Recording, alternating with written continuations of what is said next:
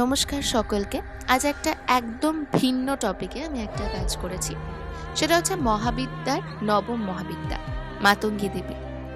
যারা যারা Sunday suspense শুনতে পছন্দ করো তারা আই এম শিওর ভোগ গল্পটা শুনেছে এবং খুবই প্রিয় আমাদের এই ভোগ গল্প, এবং পরবর্তীকালে সেটা একটা ওয়েব সিরিজেও কনভার্ট হয়েছে ভোগ নামে। সেখানে আমরা এই নবম মহাবিদ্যার একটা ইন্ডিকেশন পাই বা আমরা দেখতে পাই যে তার কার্যকলাপ বা তার নিয়ম পদ্ধতি কি সেই সব।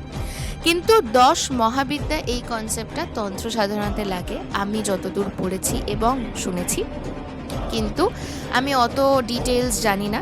আমার জাস্ট ইচ্ছা হয়েছে যে 10 মহাবিদ্যার ছবি আমি এঁকে তোমাদের সামনে উপস্থাপনা করব। তো সেইটাই আজকের ফার্স্ট এপিসোড, মাতঙ্গী দেবীর ছবি।